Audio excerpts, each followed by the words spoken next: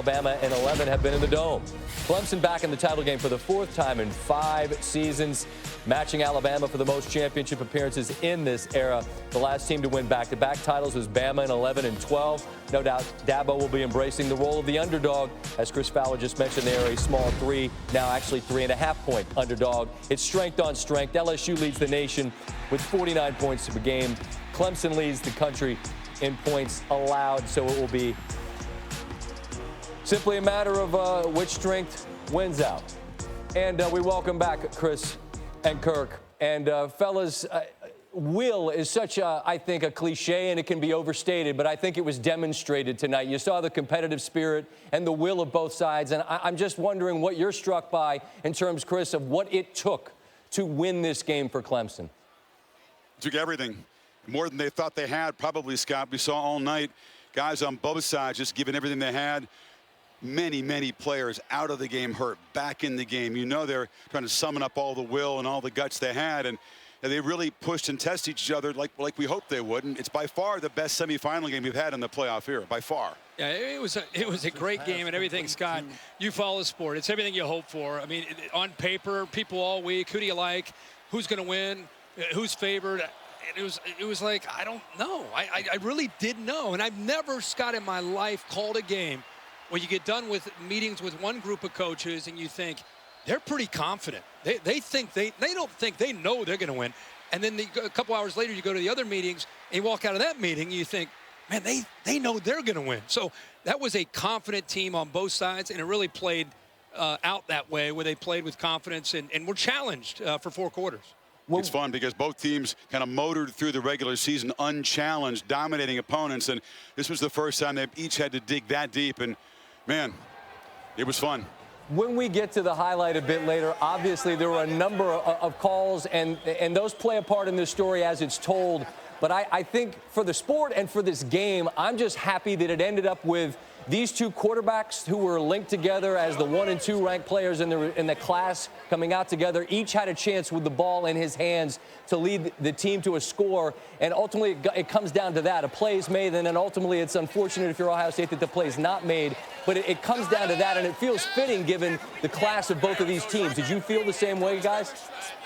Absolutely. I mean, it's hard to imagine anybody in college ball at the moment being more trusted than Trevor Lawrence in that position, Scott. Again, 25 months since he's lost a game. He goes to 25 and now as a starter in college football. But we hadn't seen him, Kirk, in that position yet. And that's what was so thrilling, to have him be tested, be challenged, and then come through in that way. And in some ways, you go back to the beginning of the year, Scott, where he turned the ball over, threw a lot of interceptions. Right. Admittedly said that he pressed, tried to live up to the hype.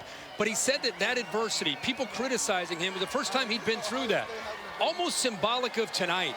Targeting call, gets knocked down, checks out. We don't know if he's going to come back, comes back, and then he starts running the football. He carried it when it was 16, 17, 18 times. And that part of his game, I think, was the first time we've seen him basically put his team on his back. And ETN can't get established, and he found a way to win this game. It's just another chapter, I think, in his legacy at Death Valley and the way he leads a team. The confetti's still fresh on the ground there, and the celebration is still ongoing. But if we could just pivot to just a first blush thought at what we'll get in a 1-3 matchup between LSU and Clemson alone, the 2, I should say, remaining unbeaten that get a chance to face off against one another. What's your sense beyond the obvious Burrows storyline, going back and trying to finish this off in New Orleans for a storybook end to his journey, but beyond his Heisman campaign and a chance to win in his last game there in Louisiana, what's the sense of what the storyline will be? Well, it's the ultimate test for the team that's won 29 in a row and is trying to do something crazy.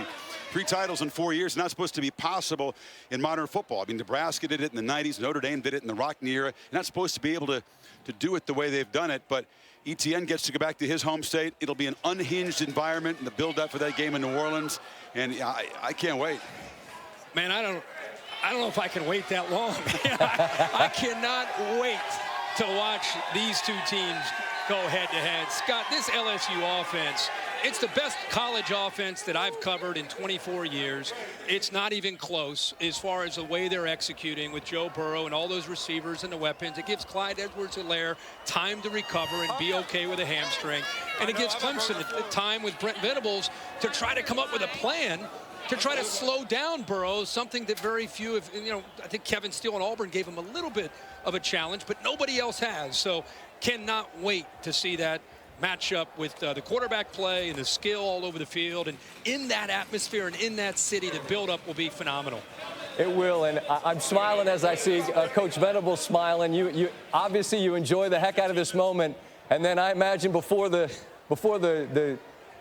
sweat on the back of his neck is dried, he'll be thinking about what it's going to take to slow that offense down in their home state down there in Louisiana. It'll be quite a scene, guys. Travel well. Happy New Year in between. What a thrill to watch this game, and a phenomenal job on the call as always.